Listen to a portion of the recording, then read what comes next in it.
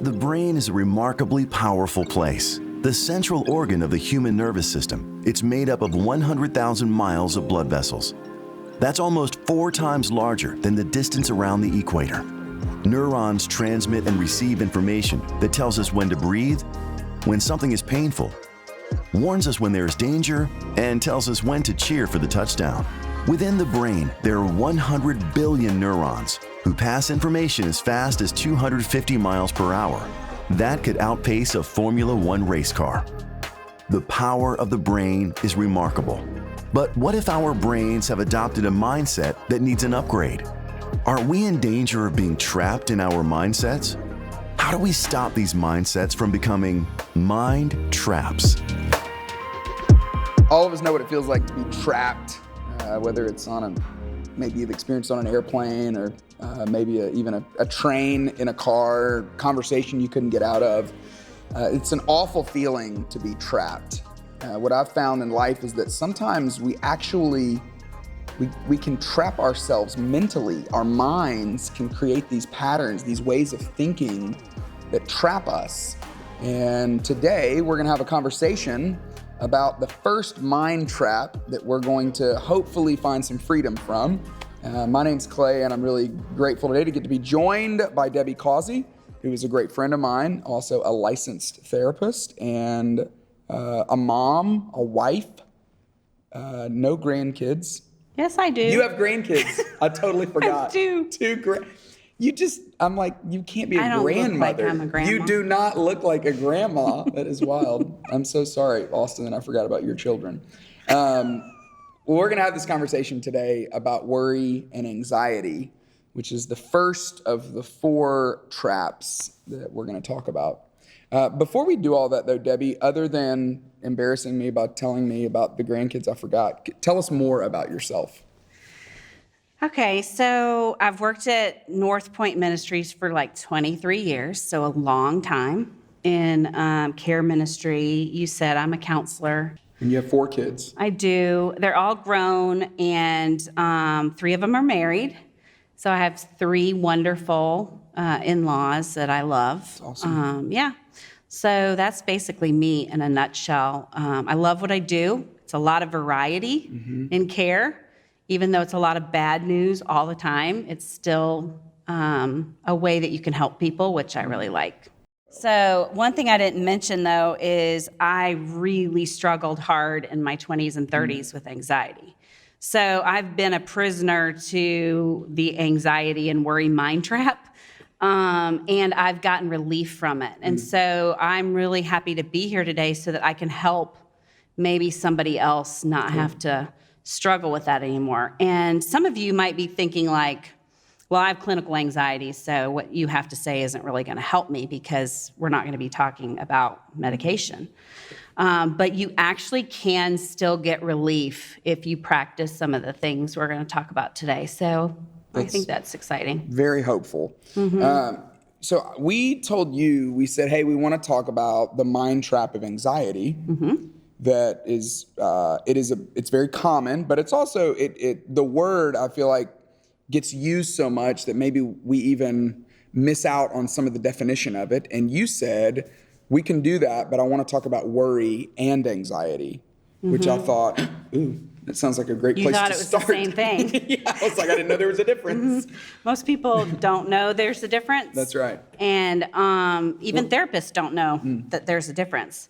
But the reason it's important to know the difference is because it's helpful in the treatment of it. So worry is the first step toward anxiety. But what a lot of people don't know is that worry is also the first step toward depression too. So that's how you know it's not fully anxiety. So worry is like repetitive, useless thoughts or images that interfere with your problem solving. That's really the basic definition of worry. Anytime you're having those repetitive thoughts or images that get in the way of you being able to problem solve. And it's at the very top, and then it leads to anxiety, which is a feeling. It is a state of being or condition. where it involves worry, intense, persistent worry, but it also involves fear of everyday situations. So you have to have worry to be a part of anxiety, but it's not the same thing. Well, I like that little phrase that anxiety is a state of being, that it's something that is prolonged, is constant, it stays with you, whereas worry seems like it's something that can come and go. And you can control. Okay. I want to give everybody just a heads up about what we're going to talk about. We're going to talk about, one of the things I'm really excited about getting to is, as a pastor, I have preached on anxiety. And there have been times where I've unintentionally done damage by connecting faith and anxiety. We're going to get to that. I want to ask you about that. We're going to talk about how to see it coming on. What are some of the signs? What are some of the things to pay attention to? You're going to talk us through some of the steps on how we can deal with it. We're going to talk about what do you do if you have someone that you love that you're trying to support? How do you help them with it? I'm really excited about that as well. And then at the end, I'm just going to ask you to share whatever you would share with someone who is saying, hey, I'm really struggling today. So that's kind of the roadmap of where we're going. But let's just get into it. Can you tell us, just start from the beginning, how do we begin to pay attention to the signs, to the, oh, this is what it feels like when I can sense worry coming on, or when I can sense that anxiety is, that I'm in a season of anxiety. I like to use the picture of a spiral because there's a top and it goes around and then there's a bottom. Worry is at the top of the anxiety spiral. So it always starts with something that happens that triggers worry. And so, like I said, worry is those repetitive thoughts that you tell yourself over and over and over again. They're useless. It's a mind trap. Yeah, it's a trap. It starts right from the beginning. And then you move into imagining the worst case scenarios. They might be true, but they're the worst case scenario. They're not likely to happen. Maybe 2% of the time they happen. But they could. Yeah. So you don't want to say that they're lies because somebody could get a brain tumor. It's not likely. Yep. So it starts with worry. It moves into the worst case scenarios. We start to get physical sensations, dry mouth, shaky, heart beating fast, those kind of physical sensations. And then we end up in full-blown anxiety at the bottom. So you've met with dozens and dozens and dozens of people over your esteemed career. What are some common examples that people experience that they say, hey, I find myself worrying a lot about this. Can you help me out? So what's interesting about these is, as I mentioned earlier, these are everyday situations. So it's not like these grand examples. So one might be, let's say you're at home and you're doing something in the kitchen and you look over at the clock and you notice that your spouse is late. And so typically, a person would be like, they must have gotten stuck in traffic or something, blow it off, move on. But a worrier will take that and they will say, why are they late? I wonder if they got in a car accident, worst case scenario. You might even go to the point where you imagine, because it's images too, them dead on the side of the road because they're a little bit late coming home. So you do that worst case scenario, your heart starts beating faster, the repetitive thoughts are happening over and over. They've gotten in an accident, What do I do? They can't call me because their phone they can't find their phone and they don't know the code to the phone to be able to get a hold of me and so forth and so on until you're in a state of anxiety. And then when you're at that point, at the bottom of the spiral, it's almost like you can't function. You can't help the person. Like you can't, like they can't stop it. When it gets to a certain point, you want to catch it early, and the treatment is actually to catch it, which we'll talk about later, at the front or at the top end of the spiral where you're worrying, because you can change that. But once you get down there to the bottom, it's almost like you can't get it back. When you're the person in the middle of it, though, It's very real. And like I said, they're useless thoughts. They're repetitive, useless thoughts, worry is. So it's not rational. It's not likely, but it's still real. So for example, somebody might have health anxiety and they get a headache.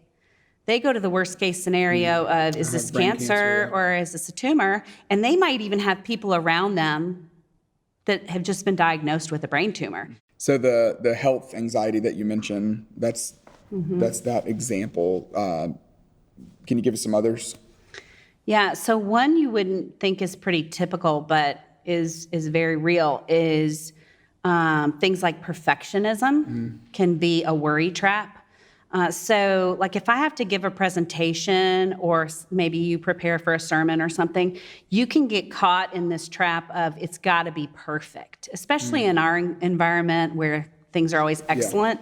And so you can get to where you prepare so much that it's not healthy for you. You overdo it. You think about it all the time and it's never right. And you're really just afraid of not measuring up. So these can be things that the everyday person worries about and they don't even realize it's worry. It can be fear of, not being in control of a situation. It can be fear of loss. It can be fear of not measuring up or having approval from somebody else. So these are the things that individuals that wouldn't consider themselves worriers are really worrying about. I've heard you talk about some of the precursors to this, which I found really helpful because it not only gives me some language, but it also gives me some things to watch out for in myself and also in other people. Can you tell us about those? Yeah, so everybody has their own. I like to use the word triggers. Okay. So for some people, it might be health-related things. So any new symptom they get, it's going to put them down in the worry mind trap, worry, anxiety, mind trap. But for others, it could be money. My husband never worries about anything, but you could get him to worry about money. So for him, that's his hot topic. But for typical worriers, we have certain things that we'll worry about and other things that we won't. Might be your kids if you have kids, or maybe you're worried that you're never going to find a relationship or a person to marry. There's lots of different hot topics or places that we tend to worry. It might be based on our baggage, but it might not. And that's why those triggers, as you said, are so different for so many people. Yeah, they're specific. Yeah, specific to our own background. Can we talk about the faith component? This is one of the things I was most excited about today. So what sometimes I've made this mistake in my younger years where I would say things like, if you had more faith, you wouldn't worry or you wouldn't have as much anxiety, that your anxiety is a symptom of not trusting in God enough. And I was well-intentioned when I said that, but I've realized that I've done harm with that because I've made what might not be an issue of faith into an issue of faith without shaming me and scolding me. You're not alone. Definitely not alone. Help the people that are watching today know how to appropriately think about worry and anxiety in context with a relationship with God. So you're just really giving worriers one more thing to worry about, if you think about it. Now I don't have enough faith and I'm sinning. And God doesn't love me, right? Yeah, exactly. So I better get that, right. Anxiety under control, which come to find out actually makes it worse, the anxiety worse. But first and foremost, it's really important to know, and I can say this one with 100% confidence, that anxiety is not a sin. And the reason so many people think that it is based on a verse that's in Philippians, and it basically says, do not be anxious about anything, but by prayer and petition and with thanksgiving, make your requests to God. And so people go, oh, do not be anxious. It's a sin to be anxious. And so Paul was writing that, passage to a group of people that he really cared about, the people that he prayed for, one that he had their best interest at heart. And I think he was really trying to help them not experience the the yuckiness or the miserableness of being anxious. So I think the verse is taken out of context, because if you look at the sentence right before and the sentence right after, it kind of shows you a better picture. The sentence before says, the Lord is near. So do not be anxious about anything. And then at the end, the statement afterwards, it says, and the peace of God, which transcends all understanding, will guard your heart and mind in Christ Jesus. It's a principle of God is near. He wants to walk this with you. He wants you to cast this upon him and face it with him. And if you remember that he's near, then you're going to have a peace that you can't even explain because you're walking it with somebody else. You're not walking it alone. And it's not something you strive your way into. It's not something that you work your way into. It's a gift that he gives. Right. I got to experience this last week. I had to have an MRI. So for those that have had to have an MRI, I don't have to say another word. But I was a little bit anxious about being put in a very closed space. And did that cause more anxiety than the potential outcome? It actually didn't, because it was last week, so I was able to practice all the stuff that I were talking about. No way. Yeah, Okay, fantastic. That's pretty cool. But that doesn't mean I didn't have to recite the 23rd Psalm or that I had to sing or that I had to remember, that God was there with me. I know this is a silly example, but this is very real example as well. So there was a peace I can't describe, and I got through it, and it was fine. So. So let's talk about, what you would say to someone, or what, and I know this is tough to do in a 5-minute conversation, but what do you tell someone who would say, okay, so Debbie, help me out? What, you gave that great example of last week. You tried to put some of these things in practice. Yeah. Talk through those. What are the... So practically? Yeah. So the very first thing that we do as counselors, which you can do yourself, is try to catch the spiral early. Yep. So when you start worrying about something, try to figure out where you are. Is that a pretty typical place that you tend to worry? When are you worrying? A lot of people worry at night because they're laying there and they haven't gone to sleep yet, so their mind can just go crazy. Yeah. And so figure out those kind of triggers and try to stop it early. So if I start having a worry thought, I can say, which happened to me in the MRI, I can say, this is the worst case scenario. This is not likely to happen. You're telling yourself. Yes. That's great. Yes. And I can label my thoughts. You can practice labeling them as repetitive or useless. And as you do that, you can, you think a thought and you go, that's useless. That's not rational. Well, take the, you're in the kitchen, you look over at the clock, your spouse or your friend or roommate or whoever is not home yet, and right. Oh no, they're on the side of the road in a ditch. Right. And I can say, that's useless. That's not likely. And I can think of the best case scenario. But just labeling the thoughts really can often decrease them, because we already know deep down that they're more than likely useless and repetitive, not helping us, and they're interfering with our problem solving, which the problem solving is important because that's what gets you out of the anxiety. But if you're worrying, that's the perpetual nature you of the don't get to problem solve over here. So So catch the spiral early. Mm-hmm. That's great. What would you say next? So the second one is to guard your mind. So your mind is used to having these well-worn paths that it goes down. And it's going to naturally drift down these. So if we guard our minds, we can do what I mentioned earlier, where we take that unlikely worst case scenario and we replace it with a better but believable scenario. I love that line. Yeah, I didn't make it up. It's from a continuing ed I actually went to that was really, really good on anxiety. So what that looks like is you take the worst case scenario that's 5%, 2% chance of happening, and you turn it around and make it the 95% chance of happening, which you love because you're a positive person. Oh, everything to me is always, it's probably. You're always the 95%. Always. It's probably nothing, which is actually kind of dangerous as a parent. because So that's we've a had great a child example. run out in the road, Oh, a very don't busy road. talk about that here. I'm sorry, but it's real, and I hope my wife is not watching, because that's one of her greatest. We'll talk about supporting people that you love in a little bit, but Yeah. that's one of the most challenging things that's happened to her. Is it did happen. We had a child Yes. run out in the road, and Yes. You're scaring a bunch of people right okay, now. I'm sorry. And I'm always like, and it's we can never find our 3-year-old. Our Yeah. most common thing is where is Yeah. Wit. And Aw. yeah, and it's not because we don't love him. It's just we're letting him free, And Yeah. so I'm always like, oh, he's probably fine. He's probably just playing, which. You're saying the 95%. So let's use that as an example.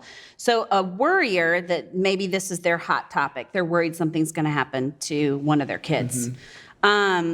They want to, maybe your 5-year-old wants to go and ride his bike in the front, cul-de-sac even. We'll just even make it a cul-de-sac, Okay. make it safer.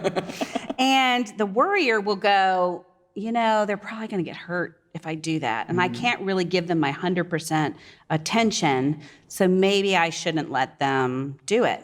And if they worry long enough, they might even say, oh, they're going to get kidnapped or sexually abused by the neighbor. I mean, these are real thoughts that occur to the person that's thinking the worst case scenario. Wow. So that person that's going to guard their mind and not let it go down that useless, repetitive thought process can turn it around and say to themselves, there's a 95% chance that he is going to be fine. So they are going to be much more apt to let them go and play. Maybe they are going to have to look out there a couple extra times to really encourage their new thinking. Exactly. To encourage themselves. Right. But that's what better but believable is. You're not telling yourself something that's not true, like he's not going to get hurt. Because he could get hurt. That's a great point. He could fall. He could, get hurt. So that's why it's better not believable, because there's a 95% chance or a 98% chance everything's going to be fine. Yeah, that's great. So we want to catch it early. Right. We want to guard our minds. Right. And then the third one would be face it with God. So there's 2 aspects to this. Love it. The first one is face it. So I mentioned earlier that fighting anxiety fuels it. So if we try to avoid the things that make us anxious, we can actually make ourselves more anxious. Can we stop for a second on that? Fighting anxiety fuels it. Yes. Fighting your fears fuels them. So for example, if I am scared of flying and I do everything I can, or let's make it even more miserable. I'm afraid of driving on the highway. I'm not, but let's pretend like I am. I am going to do everything in my power to avoid driving on the highway. Yep. You can see, and I know people that this has been the truth, you can see how that would affect your daily life. Take you a little longer to get some places. Yeah, people do it though. And it actually makes the anxiety worse because fighting anxiety fuels it. So the sayings I like are everything we do to avoid our fears strengthens them. Everything we do to face our fears weakens them. So the treatment is to face your fears. So if you're scared of public speaking, the best thing you can do is go take a class on public speaking, or maybe get some what they call exposure therapy if you're scared of snakes or if you're scared of flying, so that they can get you used to what you're afraid of and allow you to face it. The second part of the face it with God is to do it with God. That the Lord is near and you'll have the peace that transcends all understanding that comes with knowing that he's near. You can do this with him and process it with him. So often we want to command ourselves out of worry and anxiety by saying things like, stop it, don't worry, everything's going to be fine. That's commanding yourself. You're saying commands to yourself. But processing is like surrendering into the worry. Like, I can face this. God is going to be with me. I can talk about to him how irrational some of my thoughts are. I can pray about it. They actually did brain scans of individuals that spent 12 minutes a day for 8 weeks processing with God or praying with God, and they found several things, but a couple of which reduced your stress, lowered your blood pressure, and gave you some peace. So it's a proven method to help. So face it, but face it with God, and you're even better off. I love that. That's better than, that's facing it. Sure seems better to face it with God than to face it without God, for sure.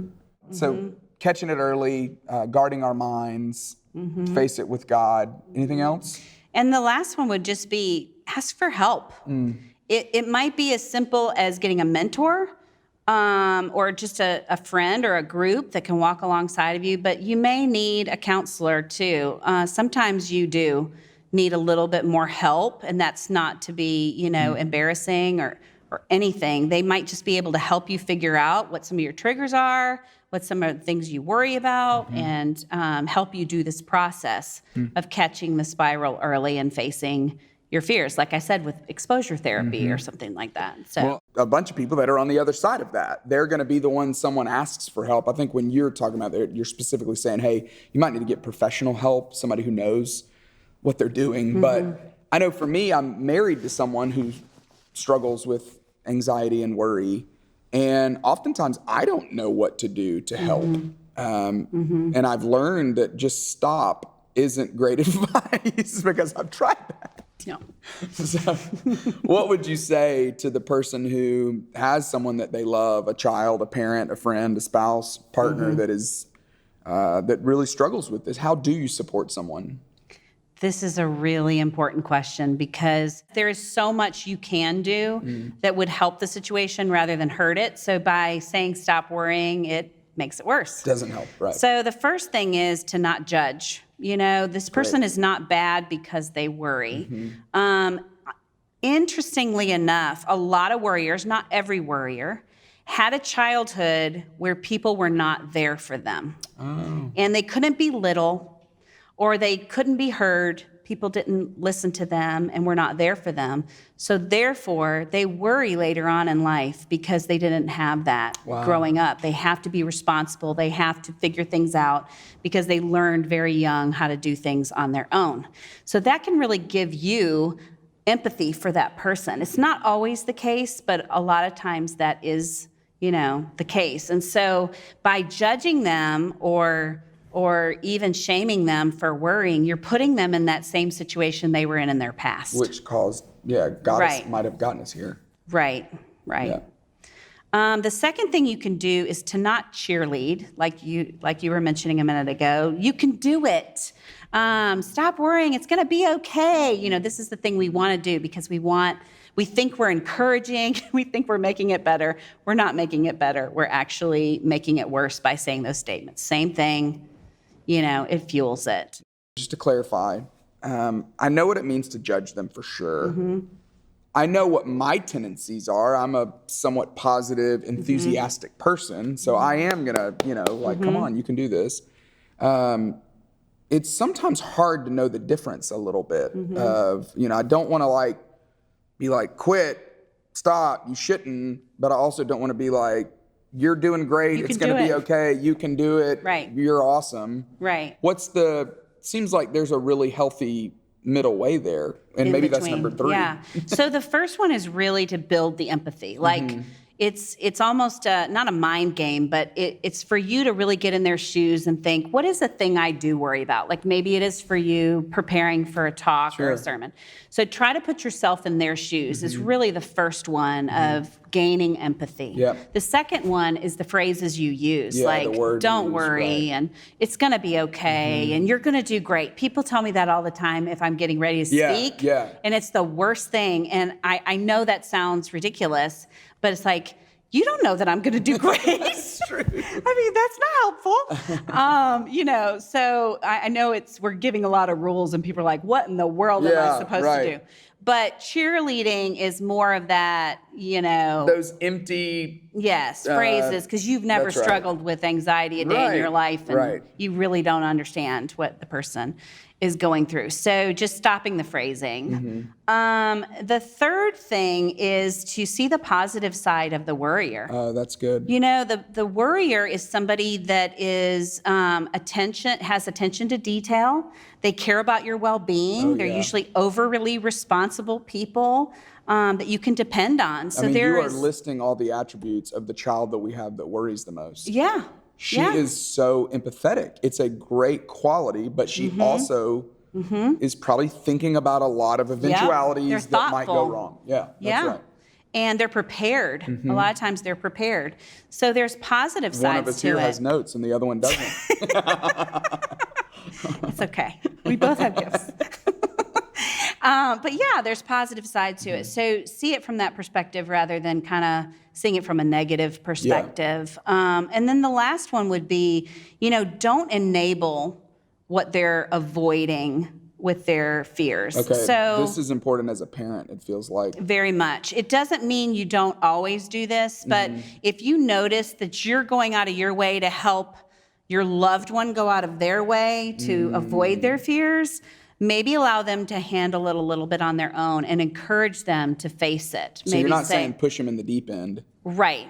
So let's say they're scared of public speaking. You could say, why don't you take a class? I think it would be really good. It would be hard, but maybe facing some of it would be good. Or maybe you should talk to somebody, you need to talk to somebody, and allow them to face some of this rather than avoid it. So that's really helpful because we oftentimes enable, like, oh, they're scared of this, so we aren't going to go there and we're going to do something else, which can make it worse. What do you, let's take it back to the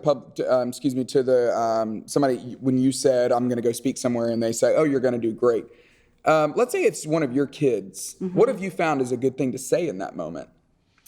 Mom, I'm so nervous. I've got to go do this presentation. I'm so prepared, but I'm just worried I'm going to bomb it. I would probably say, what are you worrying about? What do you think is going to happen? Oh, that's great. You're asking questions as opposed to making or I'm cards. fishing for, without being a counselor mom, which I have to make sure I don't do, I'm fishing for what is their worst case scenario that they think is going to come true. And you're having, almost by encouraging them to say it out loud, I assume it probably does something. It decreases it because, like I said, we know deep down that these thoughts are useless. Yep. You do this all the time, Debbie, which thank you again for lending your expertise to this. But what would you say to that person that, there's probably people watching today that are just thinking, it's bad. Like, I'm not in a good place and I'm in a state of worry. It is anxiety. What would you say to encourage that person? I really would say my number one thing is go get help. I know that's easy for me to say as a counselor, but there's relief that can come from this. There's freedom that can come from this, and you don't have to continue living like this anymore. There's a lot of help, and it doesn't have to be medication. Sometimes it does, but some of these tools are even more effective than some of the medications, and so let the professional figure that out, which one you need, but it can be so helpful. So go get help. Don't try to figure this out on your own. You're probably not going to be able to do it. So get some help. I love it. Debbie, thank you so much for joining us today. Thanks for your honesty and your expertise and lending it to this conversation. Really grateful. And for those of you that are interested, we've developed a resource that we think will be a way to help you continue making progress, thinking about this, maybe even helping process some of the ways that you can start to break free from the trap of anxiety and worry. We're calling it a mind map. Just like a stream running down a mountain, our minds just create these ways of thinking that we really believe that there's potential freedom from, which is why we've created this resource. So we hope you'll take advantage of it, and we hope that we'll see you back here for session 2 of Mind Traps.